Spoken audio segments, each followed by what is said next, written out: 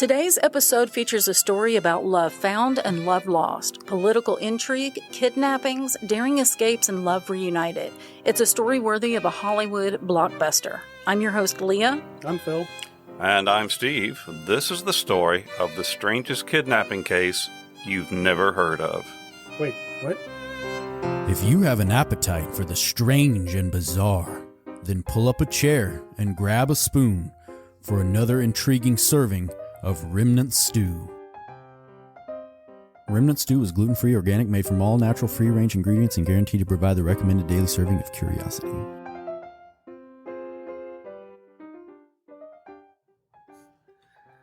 All right, now before we get into that strange kidnapping case, let's take a look at our calendar.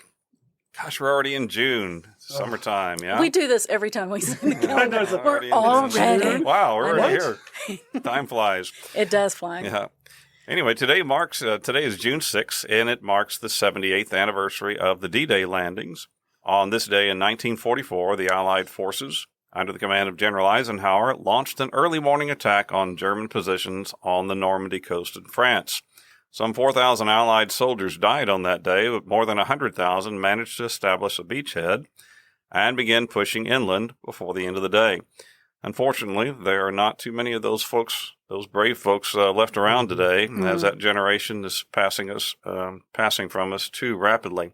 Leah and Phil, I got to go to France 3 years ago and stand on the top of the cliffs and just marvel at the task that they had that day. You can still see the German pillboxes are still there. Yeah, and you can I don't know. It's very inspiring to stand there and see them, think about them coming on that beach and scaling up that cliff while they're being fired on. And I think a lot of them didn't even make it to the beach. Yeah, it was unbelievable. Yeah, Saving Private Ryan is a very realistic scene about that. Well, now, tomorrow, June the 7th, it's another interesting day. It's National VCR Day. Oh, yeah. I got to decorate for that. I got to break that box back out. The video cassette recorder, or VCR, is one of the most famous innovations in the history of technology. This is because there was a time, in around 1989, when nearly every household in the United States owned a VCR.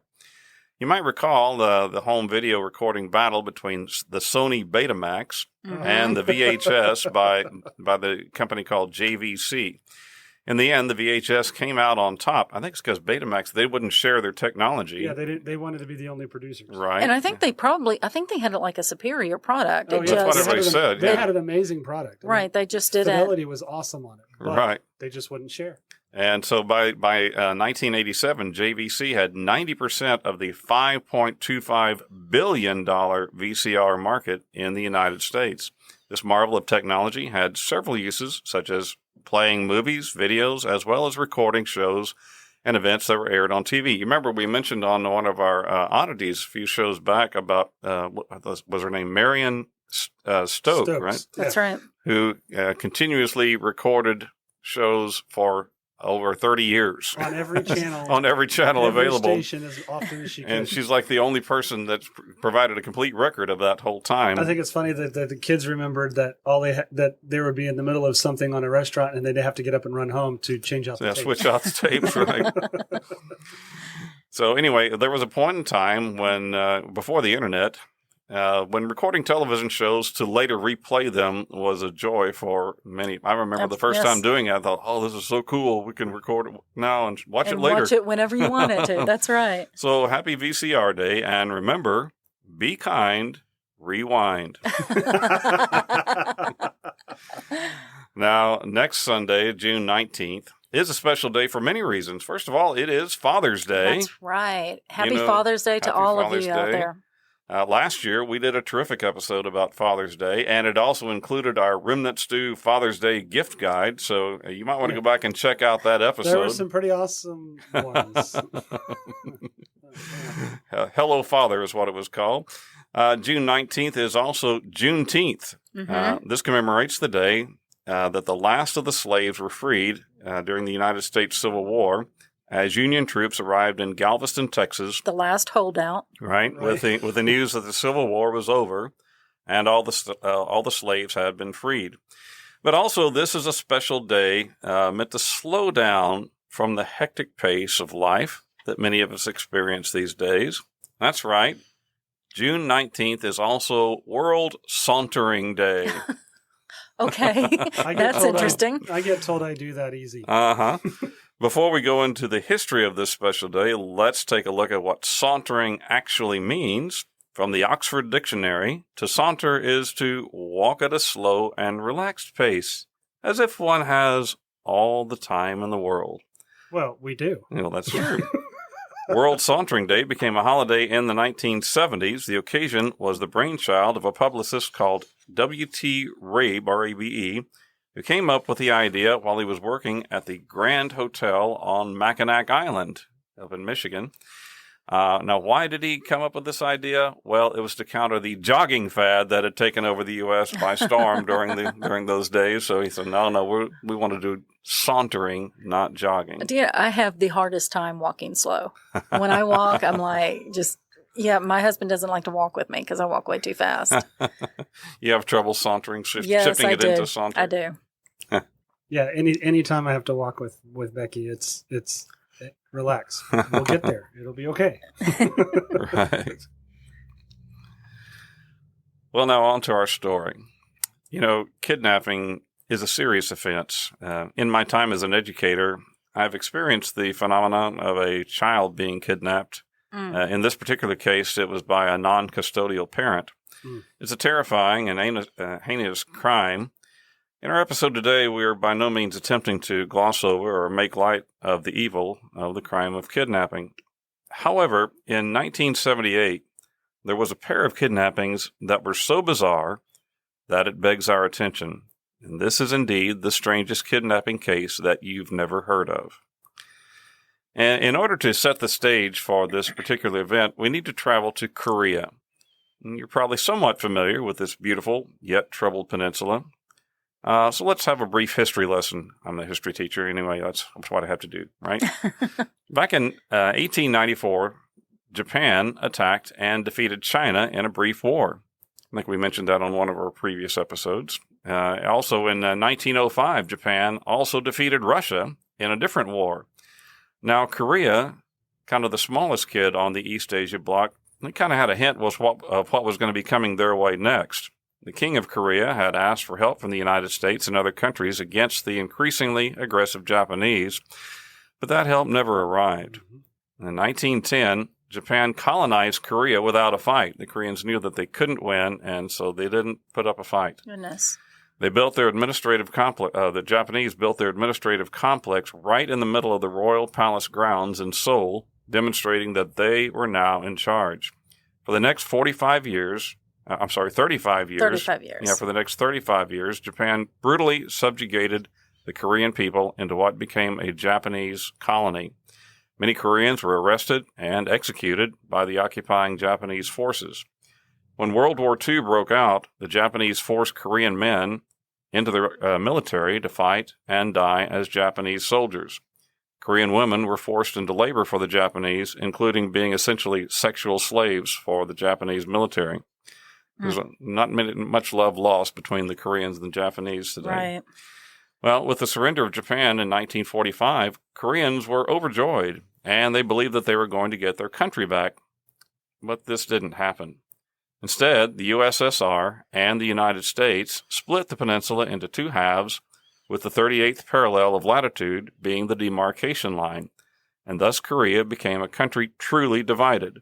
Divided in many ways, geographically, economically, culturally, and very much so politically. The U.S. set up a democratically elected government in South Korea, and the Russians installed a communist government in North Korea. To head the communist government, the Russians installed a Korean resistance leader named Kim Il-sung, who had allied himself with communist ideology groups during the Japanese occupation. Well, on June 25th, 1950, with the backing of the Russian military, North Korea launched the surprise attack on South Korea. Kim Il-sung sought to take over South Korea, wanted to make the whole peninsula a communist Right. zone, right? Right. But that got the United Nations involved. The Americans and other UN forces came to the aid of the South Koreans in what we refer to as the Korean War. Mm-hmm. For 3 years, the two opposing forces pushed each other back and forth up and down the peninsula. In June of 1953, an armistice or ceasefire was finally signed. Now, officially, the two sides are still at war, as no peace treaty has ever been signed. And a 2.5-mile wide demilitarized zone, which is kind of an odd name because it is very militarized. That's right. Everything's there. Cuts completely across the peninsula, effectively dividing the two countries. So in the 70 years since the armistice was signed, the two countries have become polar opposites. South Korea is a large player on the global market. Its hardworking people have created one of the world's strongest economies. If you have a Samsung or an LG or a Hyundai or a Kia product, well, then you have something that was made in South Korea. North Korea, on the other hand, has languished under the dictatorial rule of Kim Il-sung, his son Kim Jong-il, and his grandson Kim Jong-un. While the communist government of Eastern Europe and USSR collapsed in 1989, North Korea has maintained strict adherence to communist principles. Today, the average person, the average worker in South Korea earns more than $20,000 per year, while in North Korea it is less than $2,000 per year, more than 10 times the amount difference. People who have escaped from North Korea talk about massive food shortages. Often grandparents starve to death so that their grandchildren can eat. Interestingly, the average North Korean today is about 3 inches shorter than their South Korean cousins, primarily due to poor nutrition and living conditions. That's crazy. The difference is just unbelievable. Right. Wow. Well, I'm kind of sorry for that long setup, but it was important for our bizarre kidnapping story in order for you to have the full background. It involves a South Korean actress named Choi Yun-hee and her movie director husband, Shin Sang-ok. We'll just refer to them as Choi and Shin, which are their Korean family names. So Choi was a beautiful young Korean woman who aspired to be an actress. In 1948, at the age of 21, she was selected to star in a film called The Son of Night. The role of film in the years immediately following World War II and the Japanese occupation was a unifying factor for the Korean people. Often these films depicted heroic resistance fighters who had bravely worked against the occupying Japanese forces. Yeah. The Son of Night became an overnight sensation in both South and North Korea, and Choi was an instant celebrity.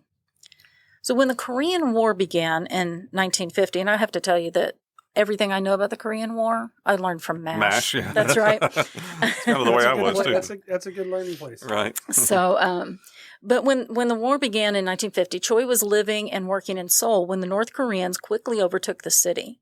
She was captured by the North Koreans who recognized her as a movie star. Yeah. They insisted that she entertain their troops. Well, she didn't really see any way out, so she agreed to put on a show for the North Koreans. And after the UN forces retook the city, Choi was freed, but faced some resistance back at home as certain South Korean officials accused her of providing aid and comfort to the enemy. Right. Put in a little hot water there for sure. That's right. So between these people, there's a lot of paranoia about people's loyalties. Exactly. So with the armistice signed, she sought to once again work in South Korea's fledgling cinema industry. That's where she met a young and energetic new director, Shin Sang-ok. Shin was 7 years younger than Choi and was considerably starstruck by meeting the idol. But as the two began working together, they developed a chemistry for more than just making movies. The pair were married in 1954. Together, the two founded Shin Film, for which the next 20 years was South Korea's most successful movie factory. Choi starred in over 100 films. The two were the Richard Burton and Elizabeth Taylor of South Korea. Oh, yeah, they were glamorous, weren't they? Yeah, for sure. Yes, the glamorous couple were close friends with President Park and his wife. Everyone wanted to be near them. Everyone, including Kim Jong-il, the son of the North Korean dictator. Oh, so that's where this starts to take a turn now. Dun, dun, dun. Yeah, there's a great picture of them with President Park and his wife, and they look very glamorous, for sure. Well, now, speaking of Kim Jong-il, let's talk about him a little bit. He was born in Russia, actually, in 1941, though the official North Korean biography states that he was born in 1942 in a cabin on Moran Peak, North Korea. North Koreans attribute a spiritual significance to this particular mountain. The Kims expected to be viewed as spiritual beings, and history was often invented or tweaked to provide a holy and heroic narrative for their leaders. Kim Jong-il was the oldest son of Kim Il-sung and his first wife. When he was only 8 years old, his mother died and his father soon remarried. Kim Jong-il hated his stepmother and the attention that his father doted on his younger half-brothers. But one place Kim Jong-il found solace was at the cinema. Throughout his teenage years, he developed a voracious appetite for all things film. With his father now as the, quote, great leader, as North Koreans were encouraged to call Kim Il-sung, Kim Jong-il had access to all of the latest films, not only from Korea, but also from China, Russia, and Eastern Europe as well.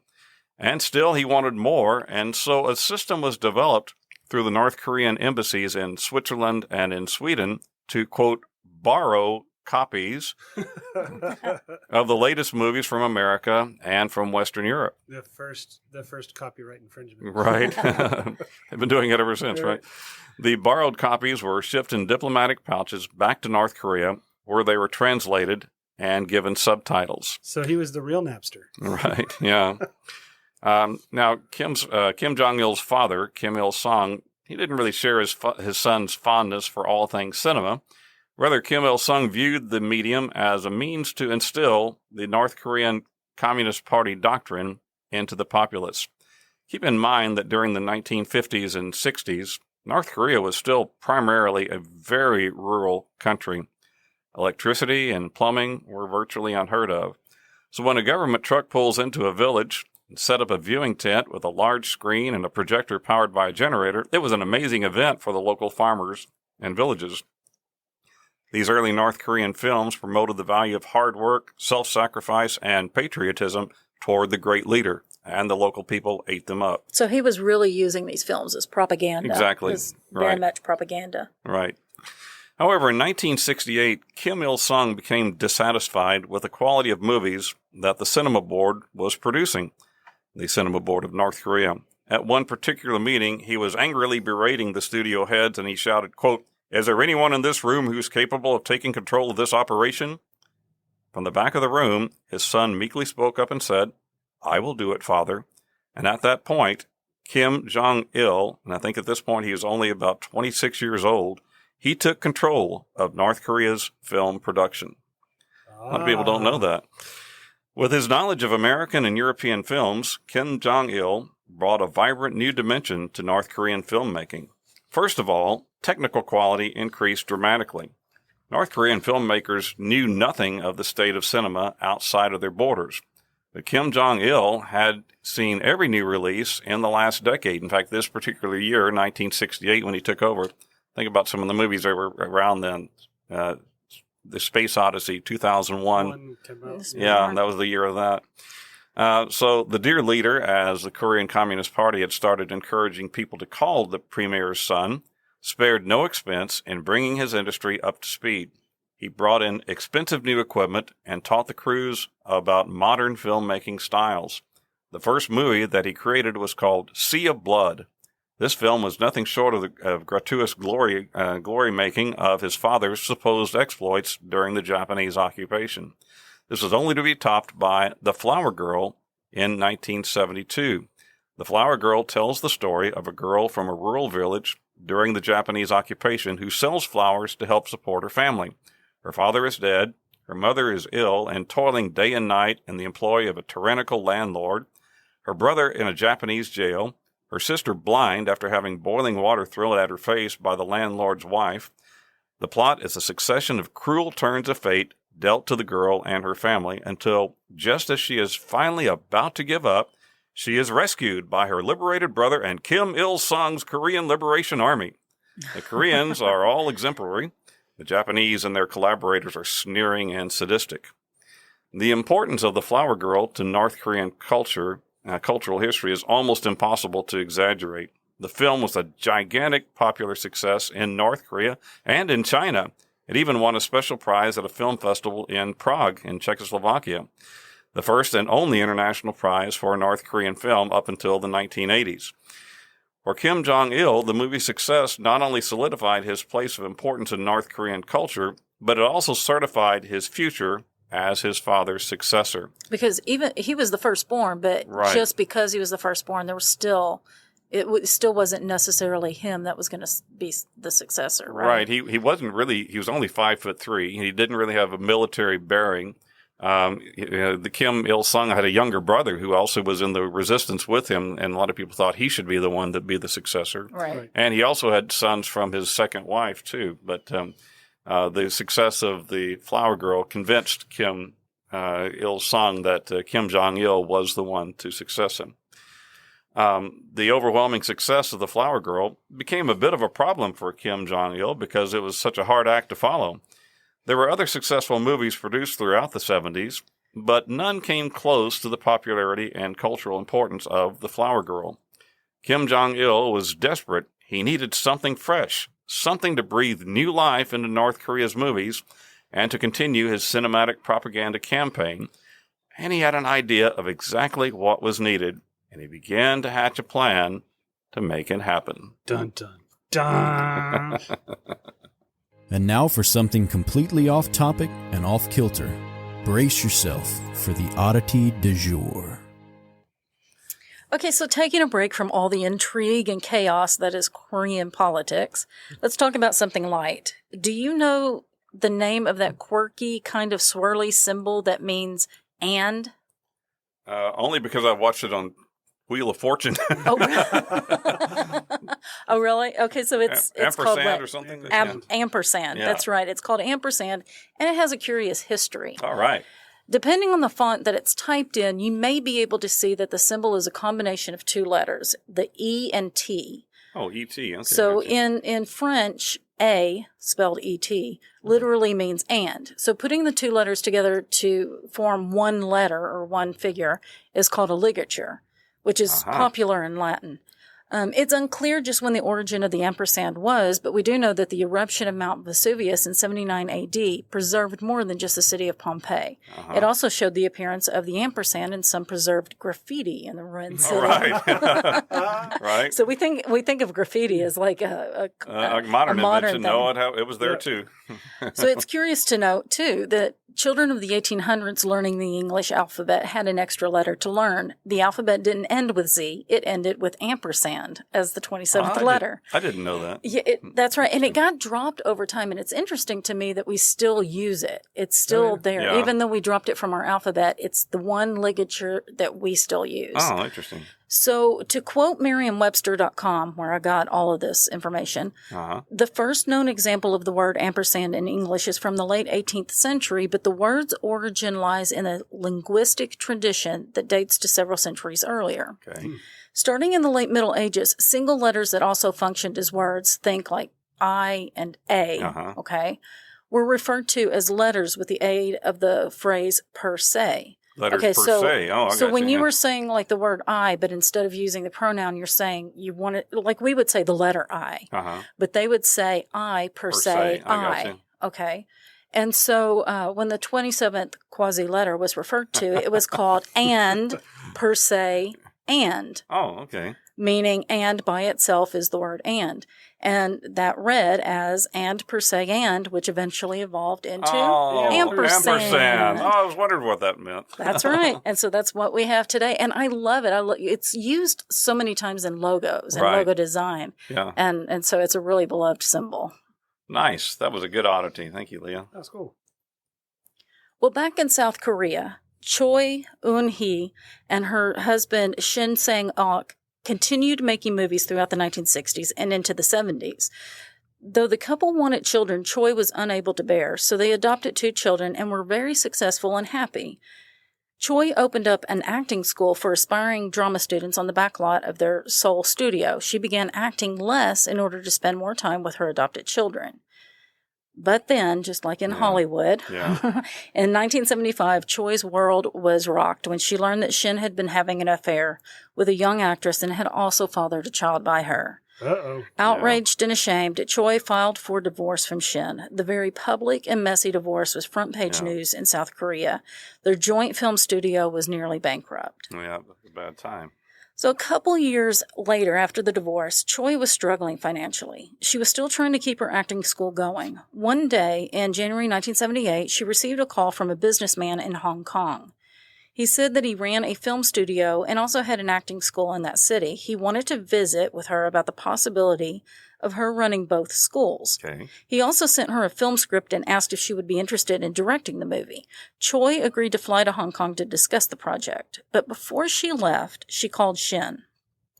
Yeah. Even though she was angry with him, she trusted his professional judgment.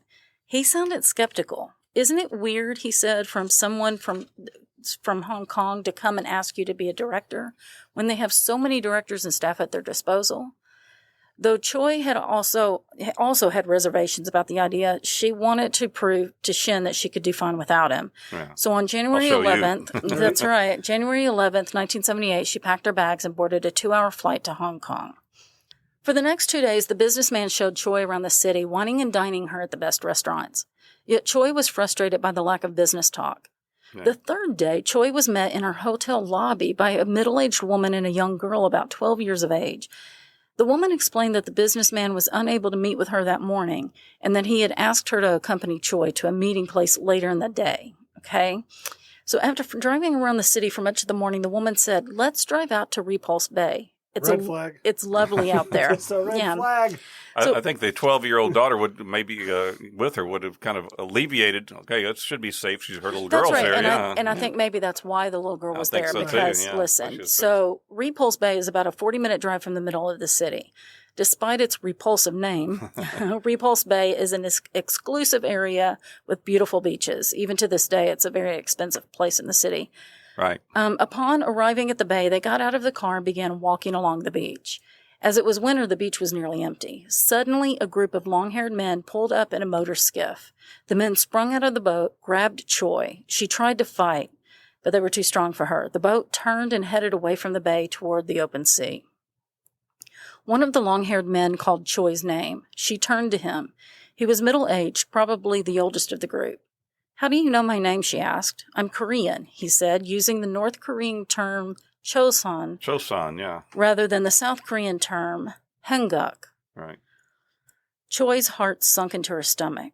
"Where is this boat going?" she asked. "Madame Choi," he said solemnly, "we are now going to the bosom of the great leader, Comrade General Kim Il-sung." Ooh. After being transferred onto a freighter, Choi attempted to jump overboard, but was caught from behind by a pair of the same men who had abducted her from the beach.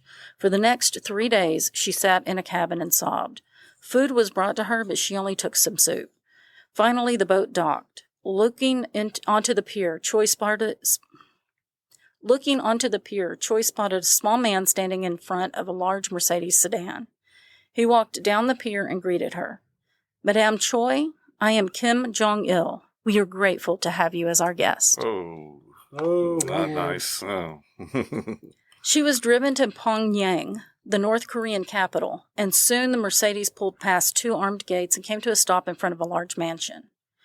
Kim Jong-il gave Choi a tour around the house. They circled back to the front of the house where a middle-aged woman in plain clothing was waiting.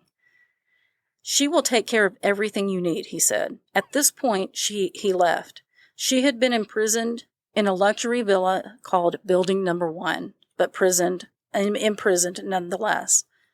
That night, and for many nights to come, she called out the names of her children and cried herself to sleep. A few nights later, she was informed that she was to be the dinner guest of Kim Jong-il. At his dinner parties, Kim Jong-il was always the genial host. Yeah. It became a routine every Wednesday and Friday night that Choi would be invited to attend, an invitation that she certainly could not refuse. Right. On occasion, she was persuaded to sing for the guests. She always picked very sad songs that would actually make her cry. The party guests thought that she was just deeply feeling the messages of the song, and they exploded into enthusiastic applause. One evening, Kim Jong-il telephoned her and told her that it was his birthday. Would she please come to his home? As he was showing her through the mansion, she felt emboldened to take a step. "Oh, dear leader," she said, "I am indebted to you for your concern about me." I am sorry to ask you this, but would you please send me home to South Korea? I have work to do there. I have family, teachers, hundreds of students to take care of. I can't sleep because I'm always thinking of them. Please. Kim Jong-il made a show of thinking for a short while. I understand your dilemma, he said finally, but please bear with me. I have some plans for us. The problem will soon be resolved. And that was that. Ooh, I can just see him like putting his hand on his chin. And go, I'll think about that for a second. But I think I've got a better plan. Oh, I really don't like this guy. I didn't like him before this, but... Right. Well, now, back in South Korea, Shin began to be concerned about Choi. He hadn't heard from her in more than two weeks. He called some associates in Hong Kong. However, no one knew anything other than that she had not been seen since January 14th. Shin had a scheduled trip to Los Angeles to explore the possibility of making movies in the United States. While in Los Angeles, the story of Choi's disappearance hit the Seoul newspapers. A Los Angeles-based reporter for one of the Seoul papers caught up with Shin and told him that many people back in South Korea suspect that Shin might be involved in her disappearance. Quote, "That's nonsense," he replied. It almost made him laugh. But then he decided that maybe he better go to Hong Kong himself and see what more he could find out. So when he landed in Hong Kong on February 28th, a dozen reporters were waiting for him at the arrival gate.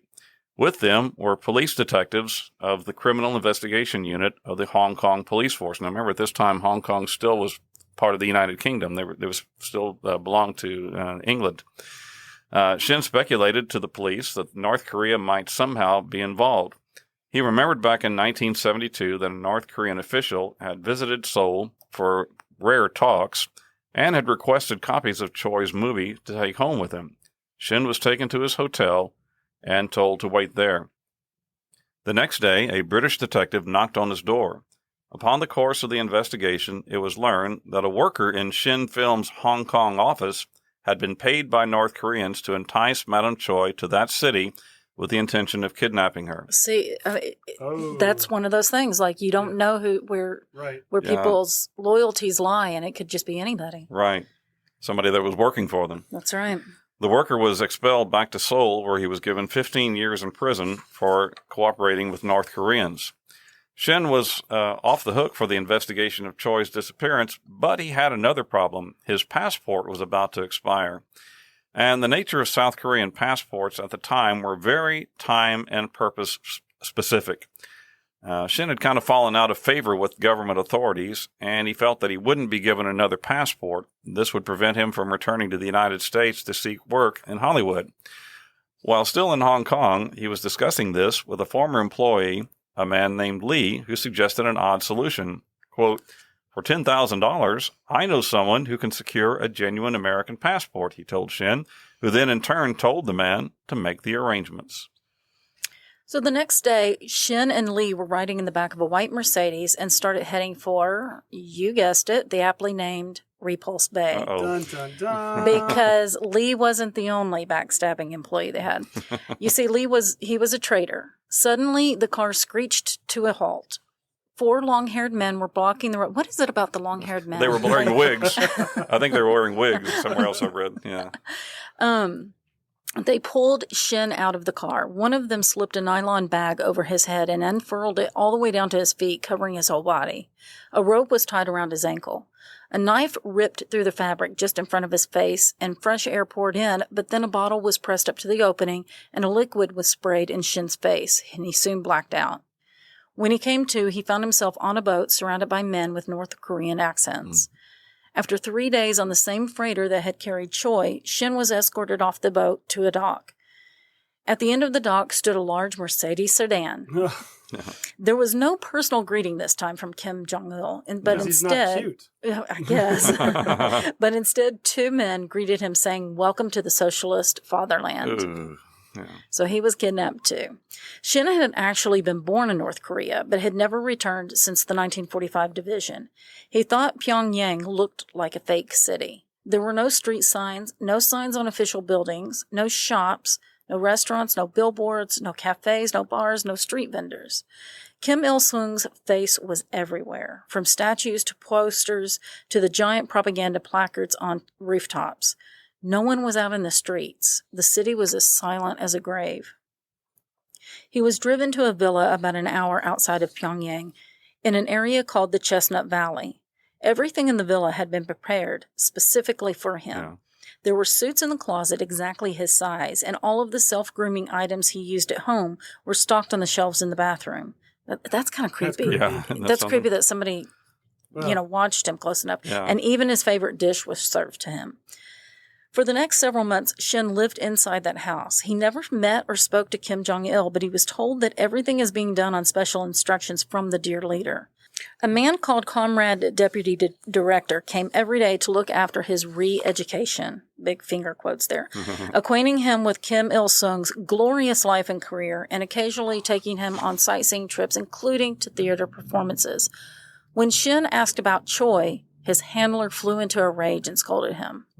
On September 9th, North Korea's Independence Day, Shin was given by his handler a large pin with Kim Il-sung's picture on it. He was shown how to pin it on with great respect. He was then driven to a large gymnasium where they took their reserved seats in the VIP section. Yeah.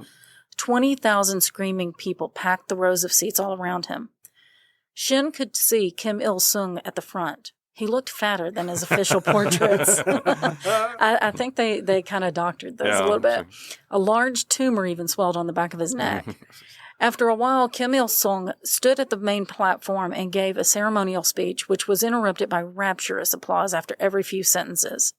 Across from him, students held up colored placards to create a mosaic of the North American. North American. That would really be something. Yeah, that would be something. Whoops. The North Korean flag. Then, with the greatest of ease, they formed Kim Il-sung's face among floating clouds.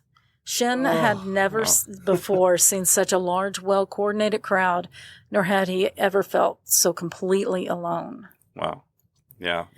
Imagine that, seeing all that, pandemonium around you, enthusiasm for this false regime, Yes. Wow. Back at Chestnut Valley, each day for Shin became the same. His handler would come by and attempt to indoctrinate him into North Korean ideology. Then he was shown 2 or 3 movies which had been chosen by Kim Jong-il. It slowly began to dawn on him that he had been brought to North Korea to create movies for the regime. This was something that he was definitely not willing to do. Right. One night he hatched a plan to escape. Right. He had observed a chauffeur-driven car parked every night outside the house where he was kept. The driver would leave the key in the ignition and go into the kitchen where he would play cards and drink with the staff. I think at the time, hardly anybody in North Korea knew how to drive a car. So, why bother with the key, Yeah. Just leave it there. They don't. Apparently, the kids weren't very adventurous. No, not really, taking no. the car for a ride. No. On December 29th, Shin slipped out of his room and past the attendants who were, as usual, drinking and playing cards. He creeped into the car, which was parked heading downhill. He let off the brake and slipped the car out of gear. Slowly and silently, the car rolled down the hill. Once he had rolled far enough, he flicked on the engine and hit the gas.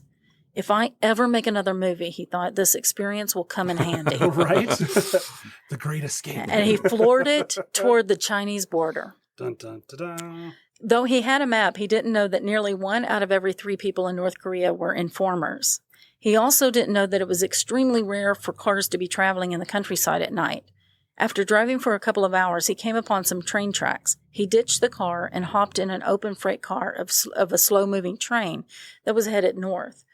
Soon the train pulled into a station. 3 railroad workers came right to the car where he was hiding and pulled him out. He had been caught less than 10 miles from the Chinese border. Oh, that close. Wow. After his interrogation, this is so sad, Shin was taken to one of North Korea's infamous prisons. Oh. Evidently, Kim Jong-il could not believe that Shin would try to leave the country after he had been treated so well. Right? It was then decided that Shin would endure a hard time for his attempted escape. He was made to change into prison garb, cotton, second-hand, and unwashed from the previous person, and taken to a small, damp, filthy cell that it would be his new home. He had to crawl into it through a flap on his hands and knees. Prisoners were not allowed to communicate with each other. Along with his fellow inmates, Shin was instructed to sit in his cell in a cross-legged position, head down, and not move again. This prison became his home for the next 4 years. I think they stayed in that goodness. position for most of the day, too. Yeah, Ugh. just like that. Eventually, Shin felt that he no longer wanted to live, so he decided to go on a hunger strike. After a couple of weeks of not eating, his body grew weak. Suddenly, the prison guards entered his cell and brought him to a nearby hospital where he was given IV fluids and nutrition. He overheard the staff say that it was imperative that Shin survive, that's odd. Yeah. Right? After a couple days of recovery, a guard came into his room to inform him that he was to be the guest of honor at a banquet thrown by the dear leader, Kim Jong-il. Shin knew... No, not this again. Shin could scarcely believe this. Well, he had never met him, actually, Right, not exactly. face to But face. He's like, wait, I was already the guest. Yeah, and then... And then I'm prison. Yeah. Here we go again. Yeah. But Shin could hardly believe this. But within a week, he was discharged from the prison, given new clothes, and ushered in a special car to a mansion in Pyongyang. He walked into a large room of well-dressed people and immediately recognized Kim Jong-il coming toward him to shake his hand. "Mr. Shin, please forgive the dramatics. I'm sorry to have caused you so much suffering." Before Shin could answer, Kim Jong-il went on, "No one ever laid a hand on Madame Choi. I send her back to you exactly as she was." At that point, at the opposite end of the room, a door opened and Choi entered accompanied by a military guard. Wow. Shin and Choi looked at each other in shock. Choi barely recognized Shin as he had lost so much weight due to his years in prison and his hunger strike. Kim Jong-il reveled in his role as matchmaker, bringing the two back together again. The party, with eating, drinking, singing, and dancing, went on until 3 a.m. Then Kim sent Choi and Shin back to the first villa where Choi had initially been taken for what Kim called their honeymoon. Oh, man. so Something else. So the great one married them again. Yeah, Yes. married them again. Brought them back together. Yes. Interesting. The dear one. Yeah, the dear one. After he separated them. Well, I guess he didn't. He never But- kidnapped the second one and then, did Kidnapped them both, right. Well, when they arrived in the bedroom that had been prepared for them, they embraced each other tightly. Concerned that the room was bugged, they went into the bathroom and turned the water on for noise. Then they whispered bits of their stories to each other, and they agreed that they would work together to help each other survive and ultimately escape. If that meant making movies for the dear leader, so be it. So on October the 19th, 1983, Shin and Choi were summoned to a meeting with Kim Jong-il. Choi had recently purchased a small cassette recorder, and she had it hidden in her bag. The couple intended to use this occasion to ask Kim why they had been brought to North Korea. In the event that they were able to escape, they wanted evidence that they hadn't defected. A lot of people suspected that they had defected, Kim Jong-il readily admitted that he wanted to bring Shin to direct North Korean films. Madame Choi had been brought first to use as a lure.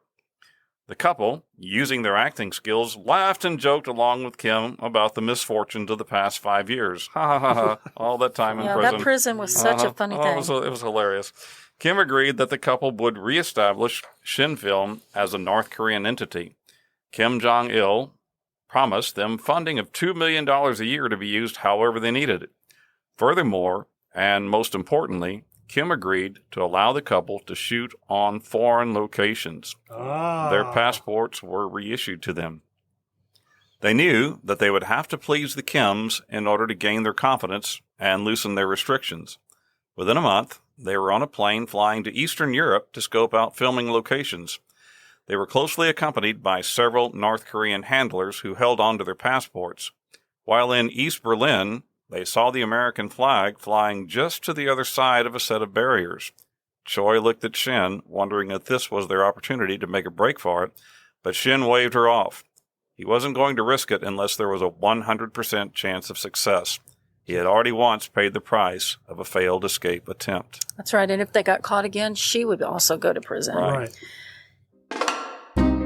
A few months ago, we asked you to go to our website, click on a link, and show us some love by writing notes about how much you like listening to Remnant Stew. It was all for a contest to win sponsorship money. We asked for the love, and we got it. Yes.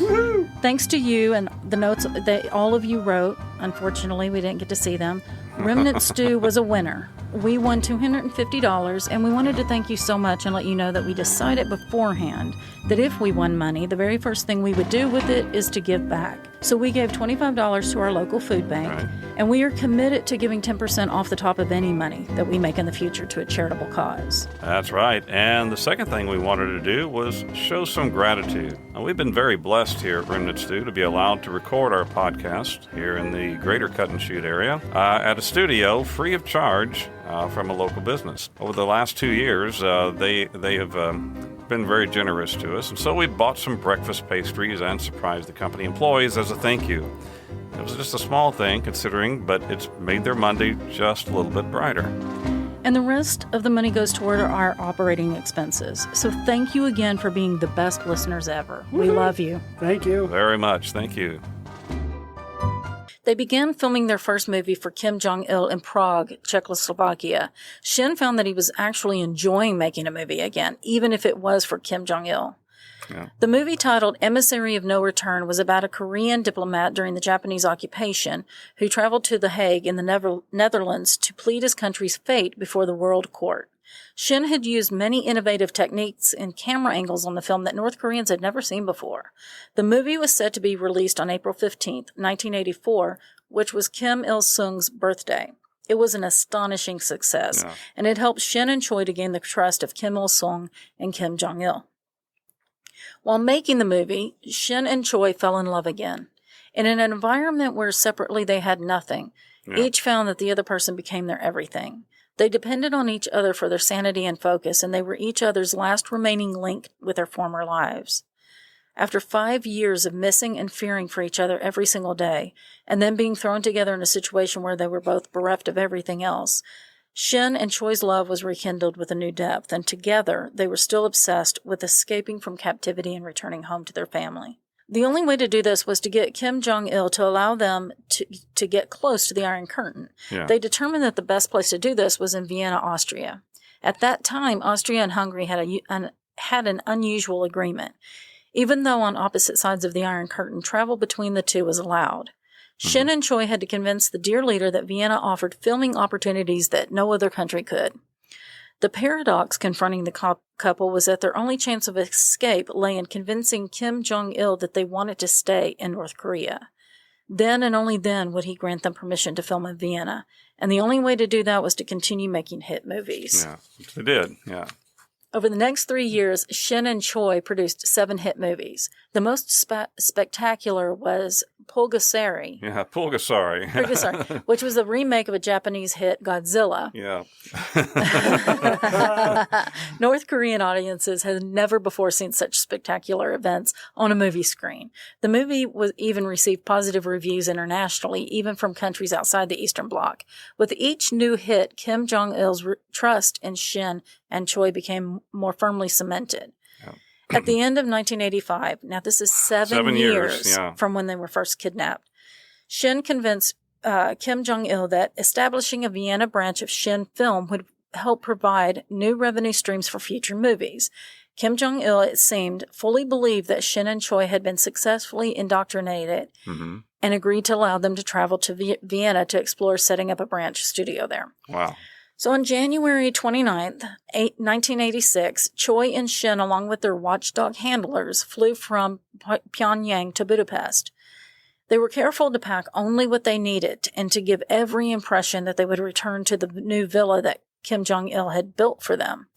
In Budapest, they pretended to be going about the business of preparing for a blockbuster new movie about Genghis Khan.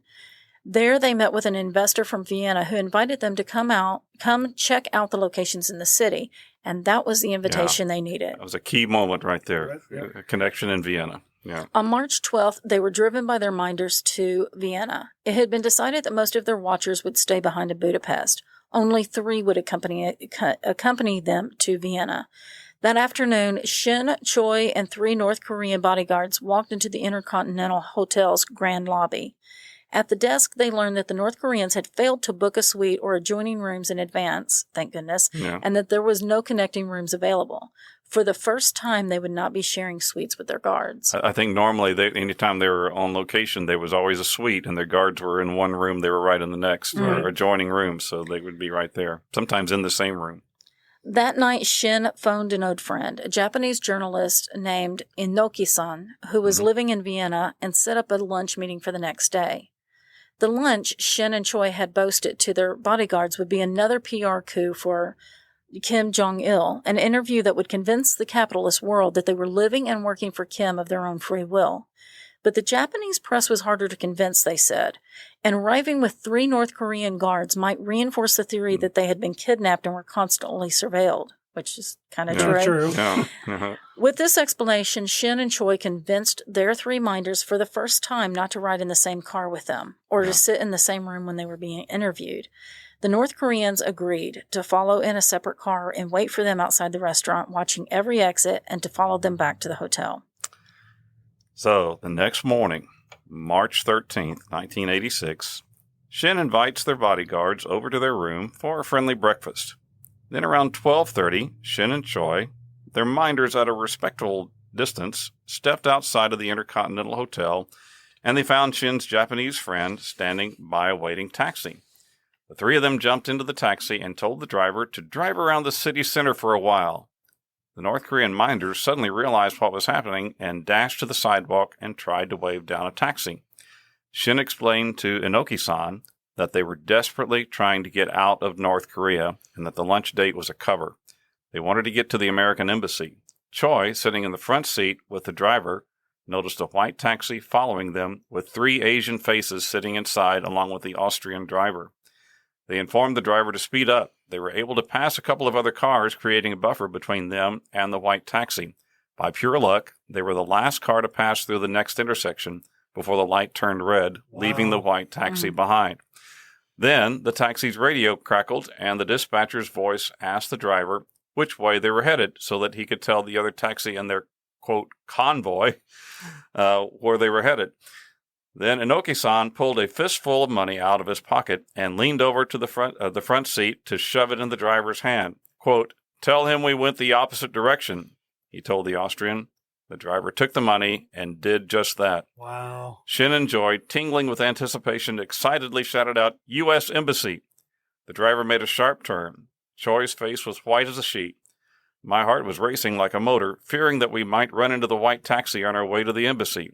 Shin later wrote, "The U.S. Embassy was 5 minutes away. It felt like 5 hours." I bet.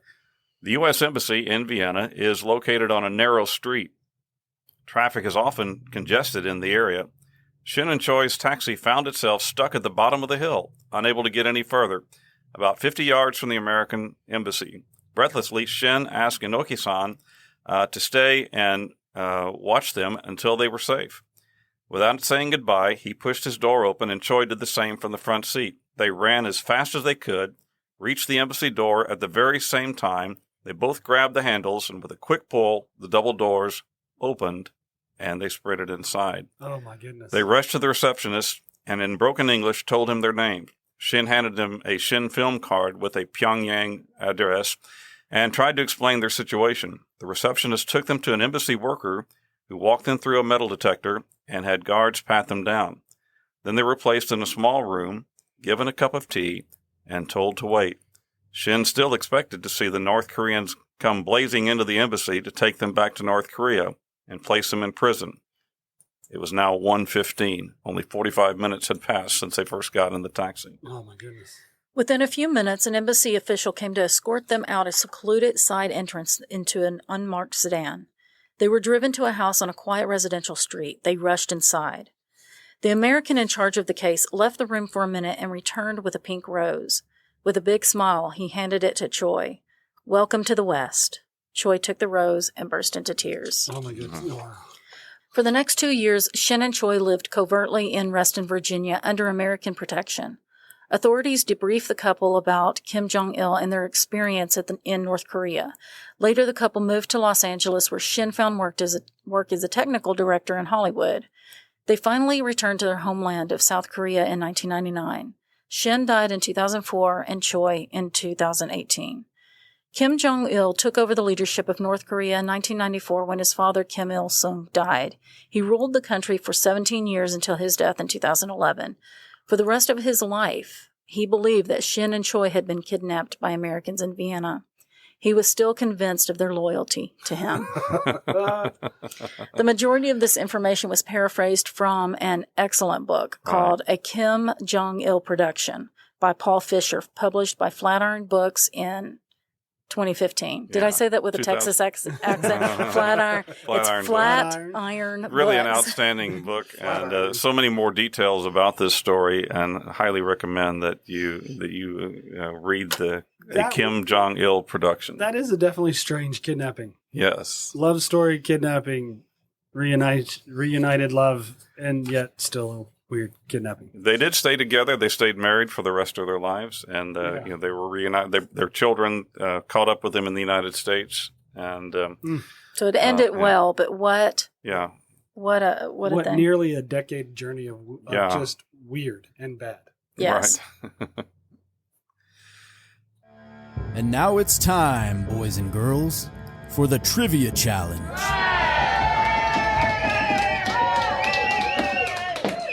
Well, now, let's take a look at the Trivia Challenge. You know how to play this. Like and follow our Facebook page at Remnant Stew Podcast. Like and share this episode post.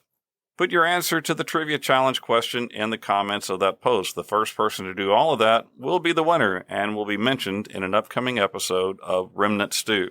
So what's our question today, Leah? Okay, so what future Apollo 11 astronaut served as a fighter pilot during the Korean War?